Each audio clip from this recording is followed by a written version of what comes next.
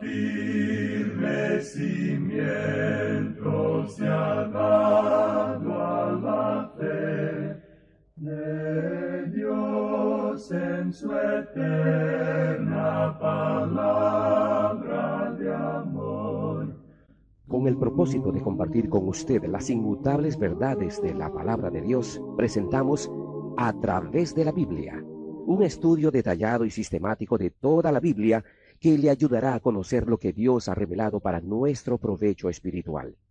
Estos estudios bíblicos fueron diseñados y elaborados por el Dr. J. Vernon McGee, versado maestro de la Biblia, quien dedicó la mayor parte de su vida a la enseñanza clara y sencilla de la palabra de Dios.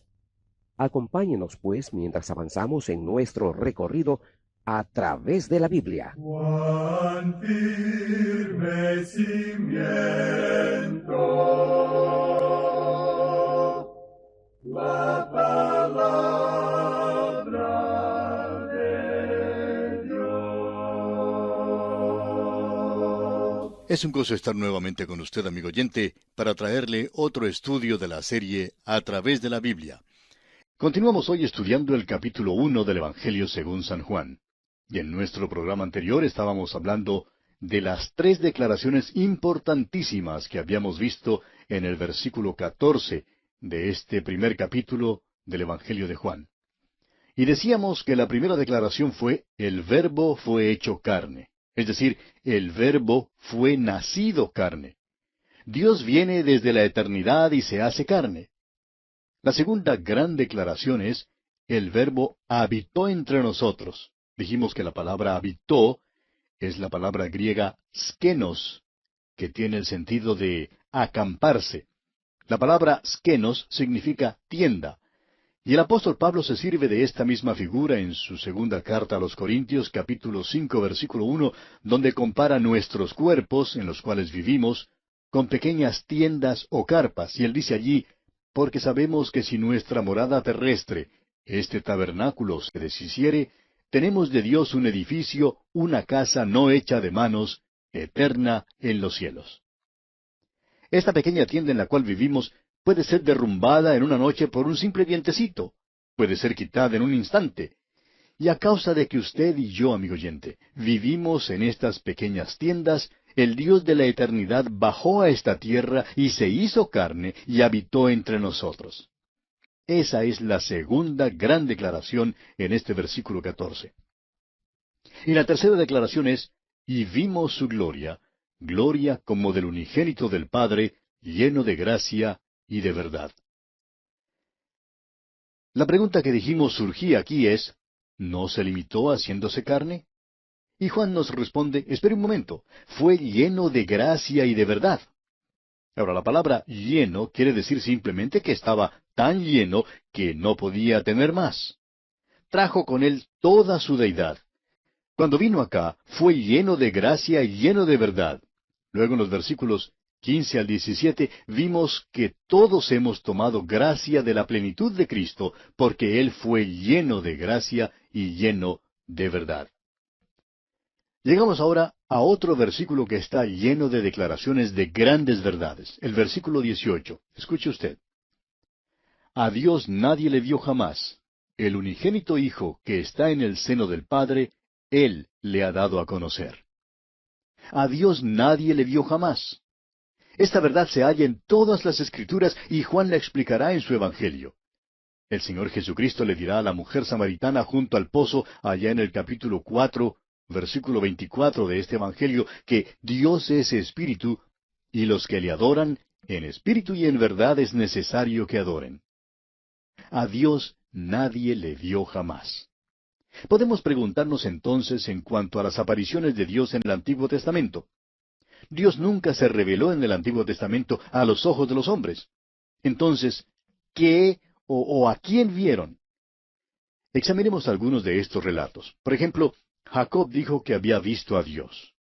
Lo que él vio fue el ángel de Jehová que luchó con él. Esa era una manifestación, pero no vio a Dios porque Dios es espíritu.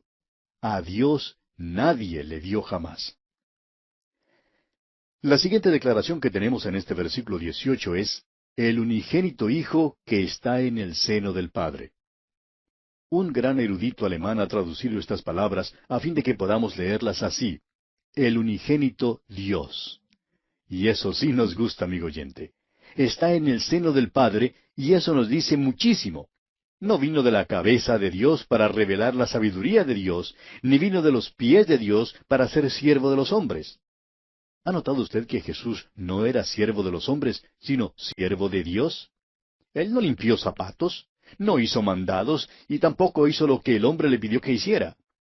Él dice allá en el capítulo 6 de este Evangelio, versículo 38, porque he descendido del cielo no para hacer mi voluntad, sino la voluntad del que me envió. Fue del seno del Padre que vino, no de la cabeza ni de los pies. Vino del seno para revelar el corazón de Dios. Él es el unigénito Hijo que está en el seno del Padre. Ahora, la tercera declaración que encontramos aquí, en este versículo 18 de este capítulo 1 del Evangelio según San Juan, es: Él le ha dado a conocer. La palabra griega aquí es exegeomai, que viene de las raíces que significan revelar o desvelar. Y eso es exactamente lo que Jesucristo hizo. Reveló a Dios, sacó al descubierto a Dios. ¿Quiere usted saber algo aún más grande que eso? Un viajecito a la luna no es nada comparado con este hecho. Aquí viene de la eternidad pasada, el Dios de este universo, el creador de todo, y se hace carne, revelando a Dios para que los hombres le conozcan.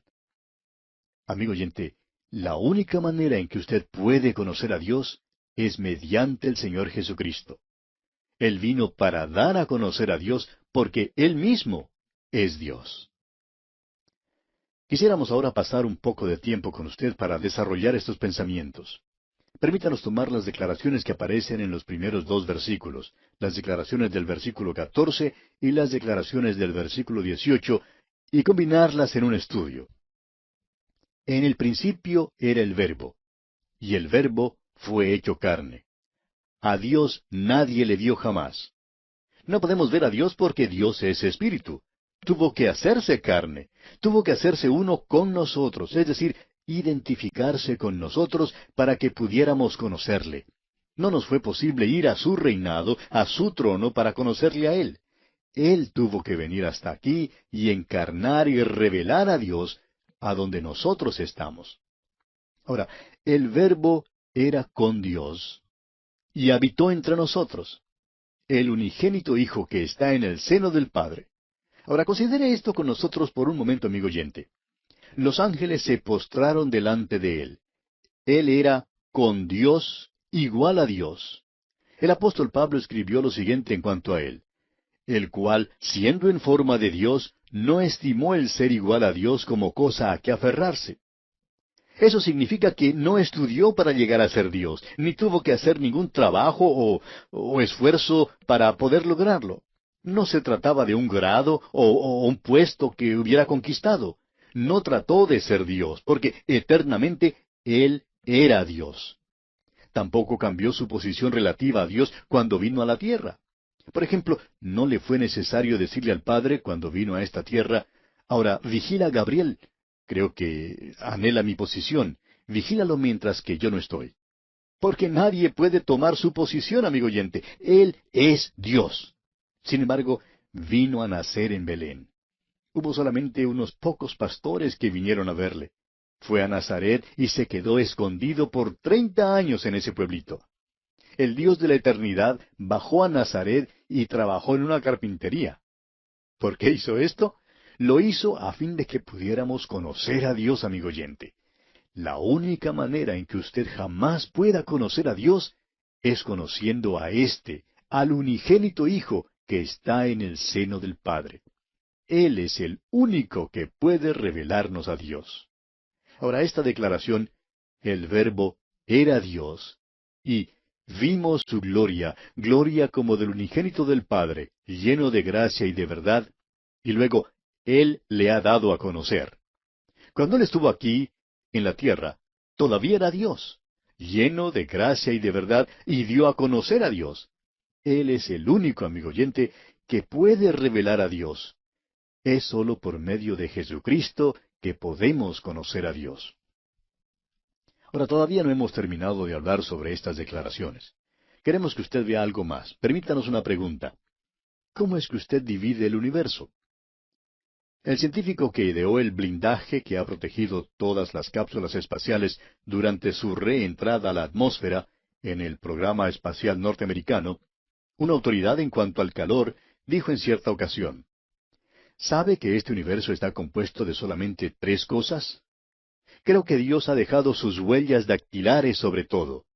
La Trinidad se encuentra en todas partes. Entonces, explicó luego, que el universo se divide en el tiempo, el espacio y la materia. Entonces seguí explicando lo que quiso decir. El universo se divide en el tiempo, el espacio y la materia. ¿Puede usted, amigo oyente, pensar en otra cosa? Es muy interesante que el tiempo, el espacio y la materia abarquen todo lo que hay en este universo como nosotros lo conocemos. El tiempo puede ser dividido en solamente 3 partes: el pasado, el presente y el futuro. ¿Puede usted pensar en otra forma? Ahora, el espacio, por ejemplo, se puede dividir en lo largo, lo ancho y lo alto. ¿Habrá acaso otra dimensión? Y en la materia tenemos la energía, el movimiento y el cambio o fenómeno. Esas son las 3 divisiones de las 3 divisiones. El universo en que vivimos es una seña de la Trinidad. Hablemos entonces por unos momentos sobre el universo. Vamos a mirar la encarnación para ver cómo es que se relaciona con nuestra observación del universo. El versículo 1 de este capítulo 1 de Juan dice, en el principio era el Verbo, y el Verbo era con Dios. Esto se remonta hasta allá, a la eternidad pasada, y aquí tenemos tanto al tiempo como al espacio. Luego el versículo 14 nos dice, y aquel Verbo fue hecho carne. Es decir, bajó al espacio físico. El que no estimó el ser igual a Dios como cosa a que aferrarse, descendió a la tierra, vino a Belén, a un pequeño sitio geográfico. Amigo oyente, Él sí que estuvo en órbita en el espacio. Nuestro viajecito a la luna no ha de ser ni aun comparado con el hecho de que Él vino desde la misma gloria del cielo, y que vino para padecer hasta la muerte, y muerte de cruz. Luego el versículo 18 nos dice, a Dios nadie le vio jamás. El unigénito Hijo que está en el seno del Padre, Él le ha dado a conocer. Es decir, fue hecho materia, se hizo hombre, se hizo carne, para que los hombres pudieran ver y conocer a Dios. Por tanto, vemos aquí el tiempo, el espacio y la materia, todos involucrados en la encarnación. En realidad, no sería posible seguir y subdividir esto aún más. Pero pasemos ahora a considerar por unos momentos el tiempo. Ya declaramos que el tiempo se divide en el pasado, el presente y el futuro. Vamos a mirarlo. El versículo 1 dice, en el principio era el Verbo. Eso es pasado. Y aquel Verbo fue hecho carne. Eso es presente. En nuestros tiempos, en los tiempos del hombre, Él vino y se hizo carne. Luego el versículo 18 nos declara, a Dios nadie le vio jamás. El unigénito Hijo, Él le ha dado a conocer. Y eso encierra el futuro. El apóstol Pablo dijo al final de su vida, a fin de conocerle y el poder de su resurrección.